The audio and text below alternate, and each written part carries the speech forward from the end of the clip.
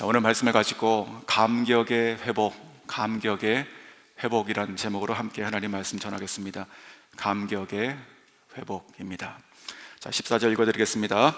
오직 시온이 이르기를 여호와께서 나를 버리시며 주께서 나를 잊으셨다 하였거니와. 여기서 시온은 이스라엘 백성을 얘기하는 것입니다. 시작이 되고 있는 이 오직이란 말은 그 원어의 뜻은 그러나 이런 뜻입니다. 그러나. 즉 오늘 본문의 시작은요, 어제 본문에 이어서 지금 반하고 있다는 뜻이죠. 반하고 있습니다. 어제 무슨 내용이었습니까? 이사야를 통해서 예수님께서 누구신지에 대한 그 복음을 나눴었습니다. 갇힌 자에게 나오라 하시고, 그리고 흑암 중에 있는 자에게 드러나라 하시고, 더위와 볕에도 줄이거나 목마르지 않게 하시는 것은 우리를 샘물 근원으로 이끄사 그 안에서 매일 신선하고 또 무한한 생명을 공급해 주시는 분, 바로 예수 그리스도를 우리가 나눴었습니다. 어제 본문 마지막 13절에 이렇게 끝났습니다. 하늘이여 노래하라, 땅이여 기뻐하라, 산들이여 즐거이 노래하라. 여호와께서 그의 백성을 위로하셨은즉 그의 고난당하는 자를 긍휼히 여기실 것임이라. 아멘. 이 마지막 절, 이 직전의 23절은요 기쁨의 노래입니다. 그리고 즐거운 찬송이죠. 그리고 오늘 14절로 이어지는 것입니다.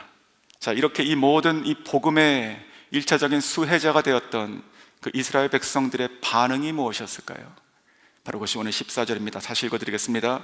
오직 그러나 시온이 그들이 이르기를 여호와께서 나를 버리시며 주께서 나를 잊으셨다. 이것은 기쁨도 아니고 찬송도 아니죠. 이것은 탄식입니다. 한탄이에요. 특히 바벨론에 그 포로됐던 자들이 아마 그들이 했던 말로 우리가 들을 수 있을 것입니다. 그곳에 끌려가서 1년, 2년, 또 자녀를 낳고 한 세대, 두 세대가 지났어요. 아무 일이 일어나지 않으니까 여호와께서 자기들을 버리셨다, 그리고 잊으셨다고 지금 얘기하고 있는 것이에요. 단정하고 있는 것이죠. 우리도 신앙생활 하면서요 단정하는 경향이 있습니다. 내 눈에 안 보이면 하나님께서 안 계시다, 그리고 나의 상황이 하나도 안 변하면 나를 잊으셨다고 우리가 단정하게 됩니다. 오늘 본문의 백성처럼 하나님께서 아무리 놀라운 그 복음의 회복의 말씀을 부어주셔도 안 들리죠. 그리고 나의 현실과는 관계가 없는 나의 말씀이 아니라고 생각하게 되는 것입니다.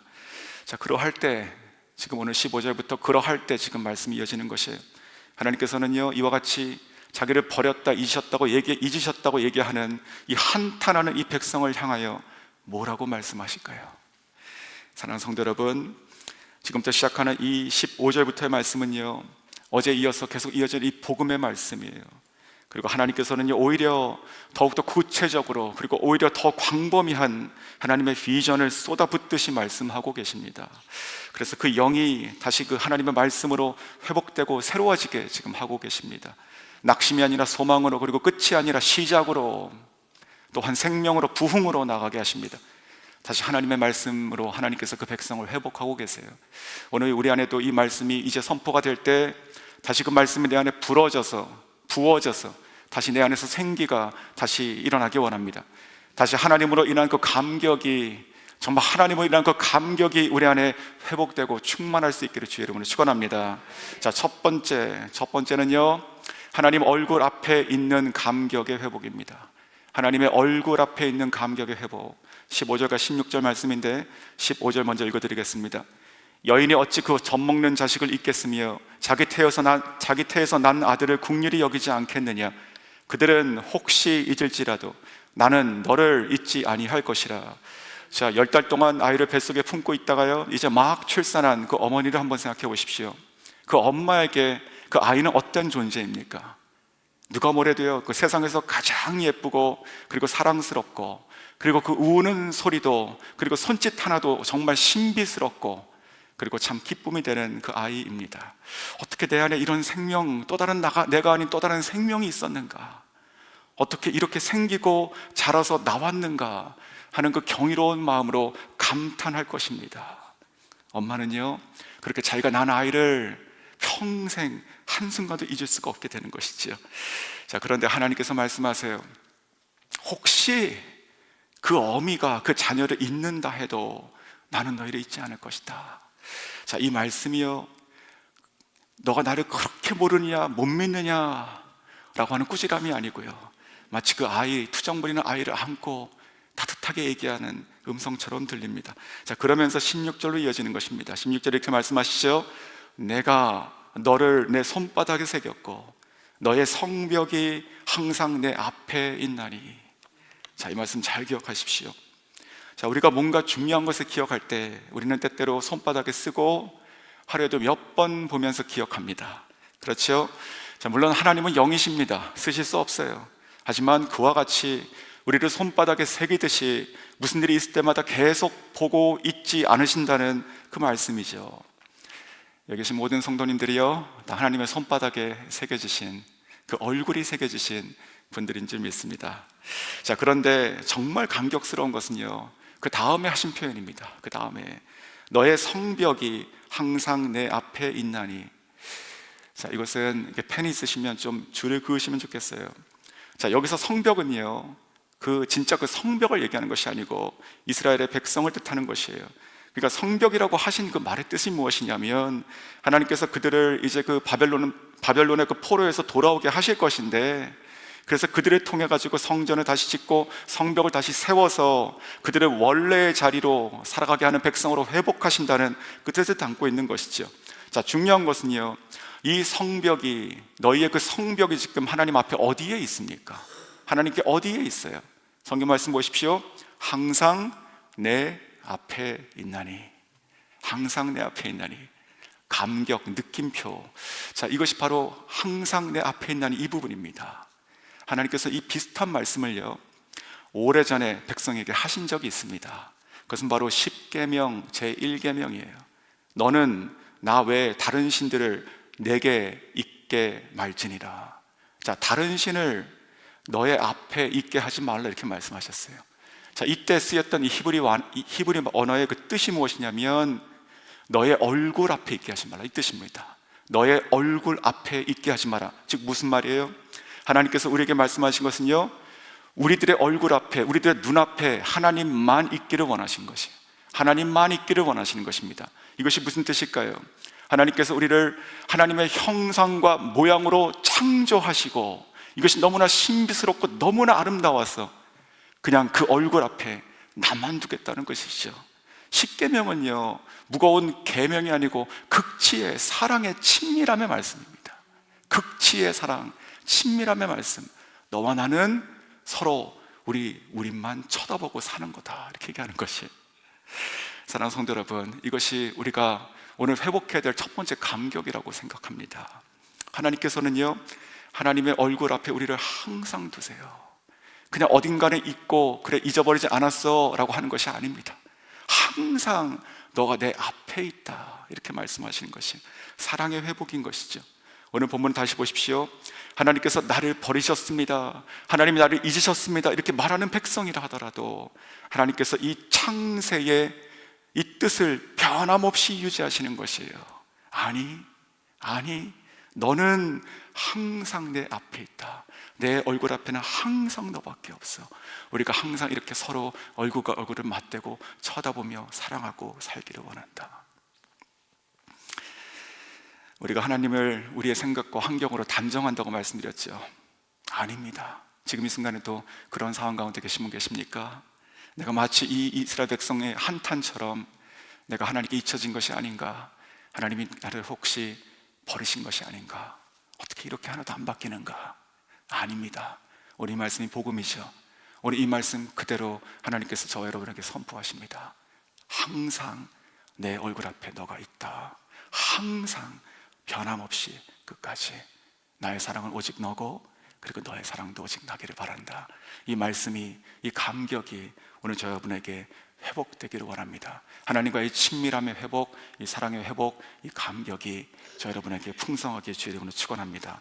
자, 두 번째 회복입니다. 두 번째 감격은요, 충만케 하시는 감격의 회복입니다. 충만케 하시는 감격의 회복.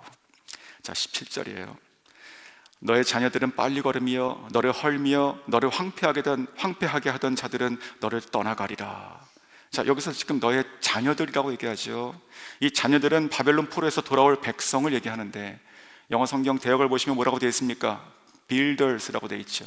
건축가들. 자, 이 번역은요, 이 구약 히브리어 성경을 헬라어로 번역한 70인 번역에서 가져온 것입니다. 자, 그런데 저는 이것을 보면서 굉장히 놀랍게 여겼습니다. 그냥 사람들이 돌아온다, 그냥 너희들의 자손이 어쨌든 돌아올 것이야, 이렇게 말하는 것이 아니라 그들을 하나님께서 뭐라고 말씀하십니까? 그들이 건축가들로 돌아올 것이다. 자, 16절에서는 백성을 뭐라고 말씀하셨어요?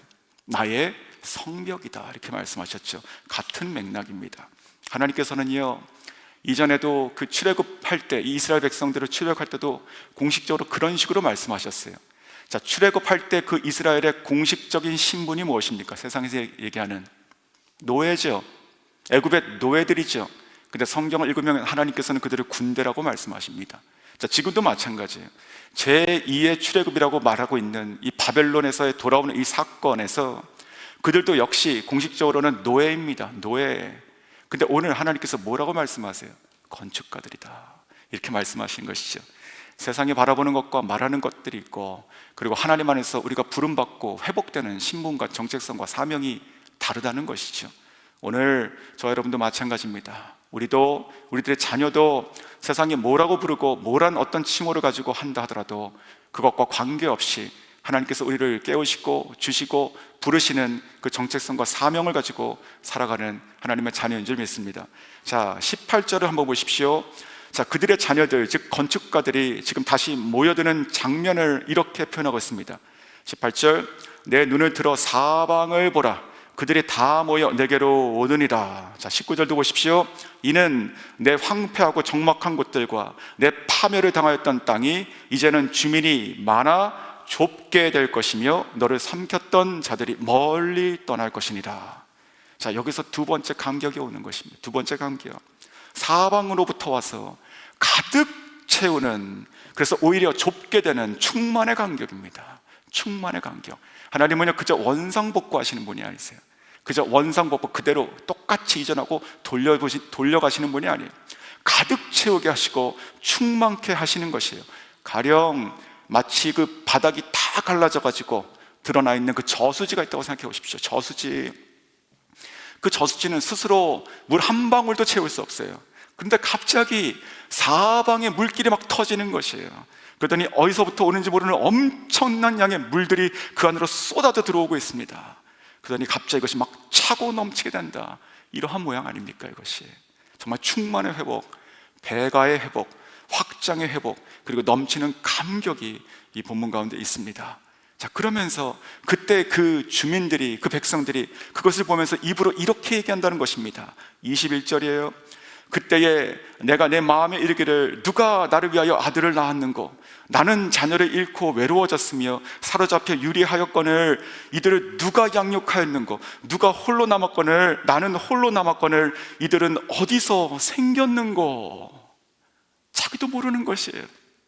자, 이 백성의 이 감탄하는 소리가 들리십니까? 성경에서 막 이렇게 소리치는 것 같지 않으세요? 누가 이들을 낳았는가? 나는 외롭고 버려졌었는데 이들이 도대체 어디서 나왔는가?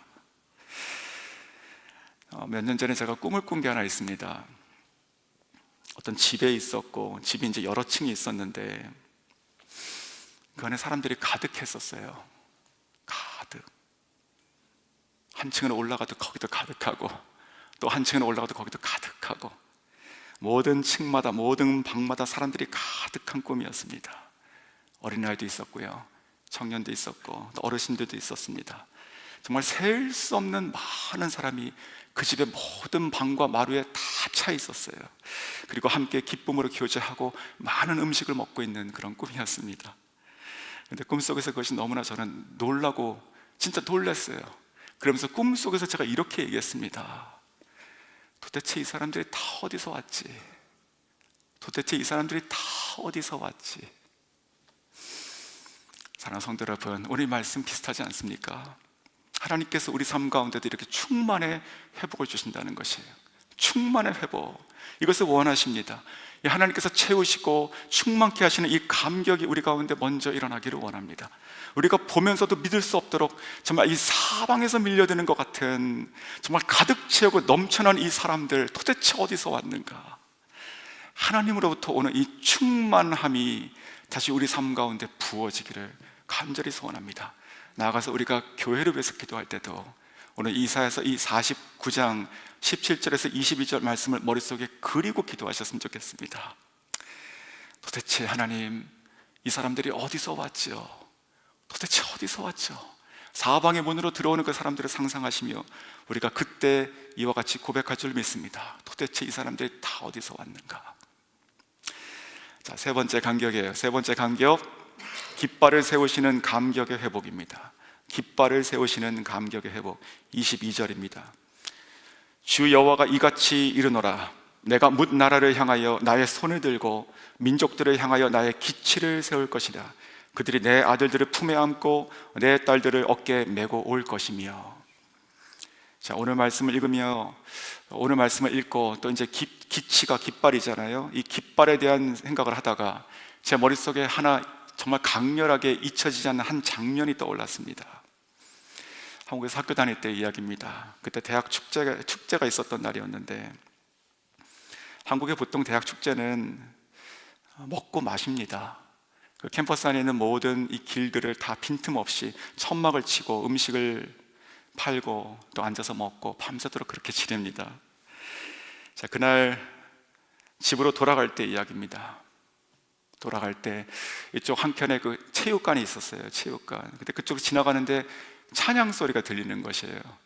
그래서 들어가서 봤습니다. 보니까 그 오늘리교회에서 그 경배와 찬양팀이 와가지고 집회를 하고 있었습니다.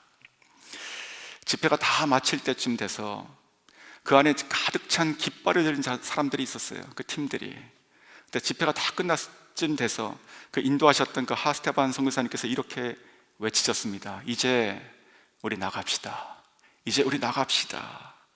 자, 그래서 그 깃발을 든 자들을 앞세우고 수없이 나오기 시작했어요.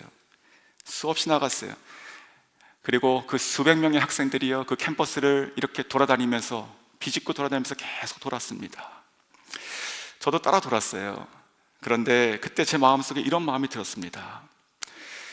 조금 민망하다. 자, 지금 이 상황에서 이렇게 원색적으로 하는 것이 소용이 있을까? 이렇게 생각이 좀 들기도 했습니다. 자, 그런데 놀라운 일이 벌어졌어요. 행진하면서 사람들이 붙기 시작하는 거예요. 그러니까 꼬리가 길어지는 것이죠. 계속 붙기 시작했어요.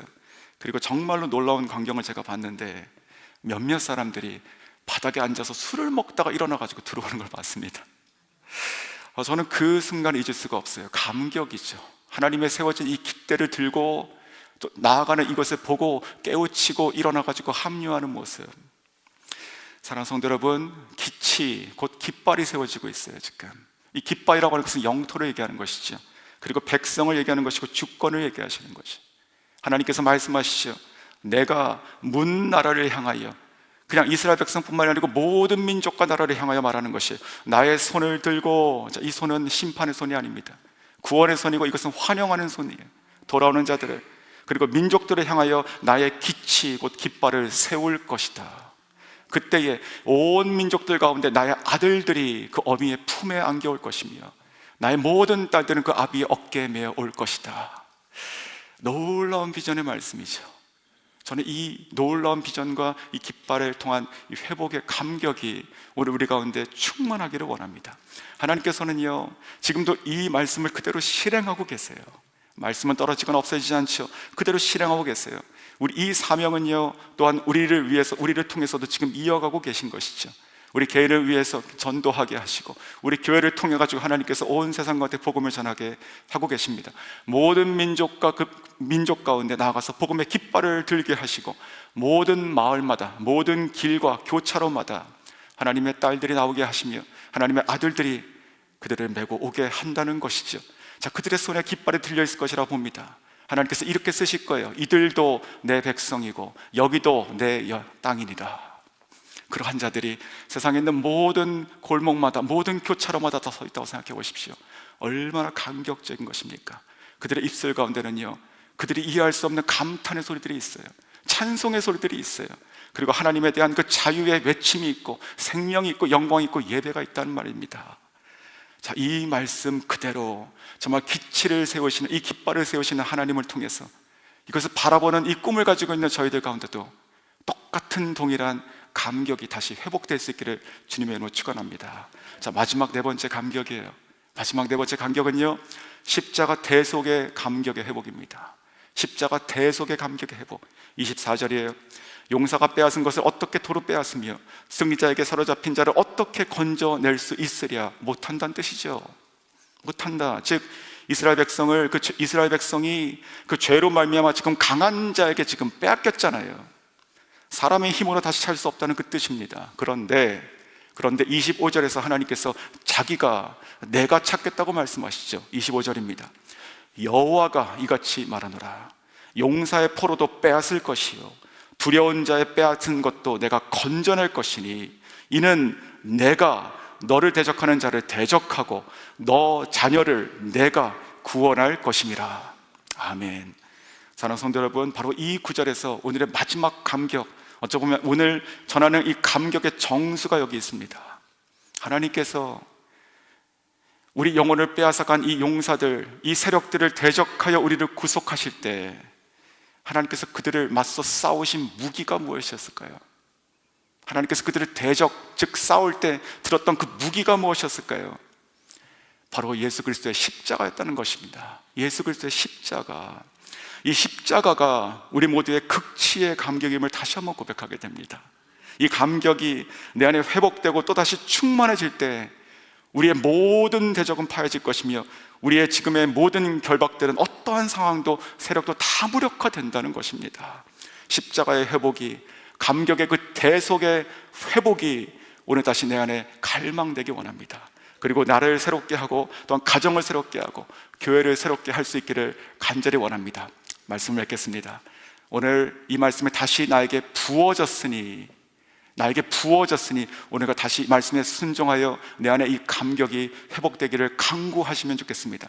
하나님의 얼굴 앞에 있다는 이 사랑의 감격, 그리고 사방으로 채우시는 이 충만의 감격, 온 열방에 깃대를 세우시는 하나님의 비전의 감격, 그리고 십자가로 나를 구원하신 예수 그리스도를 통한 대속의 감격, 오늘 이것을 다시 한번 회복하시기 원하시고 간절히 기도하시는 모든 분들 가운데 하나님께서 오늘 사방에서 알 수 없는 곳에서 부어주시는 그 충만함, 회복이 일어나게 하시고, 더불어서 우리가 가지고 있는 모든 연약함과 강구와 문제들도 다 없던 것처럼 되어질 수 있기를 간절히 주의 이름으로 축원합니다.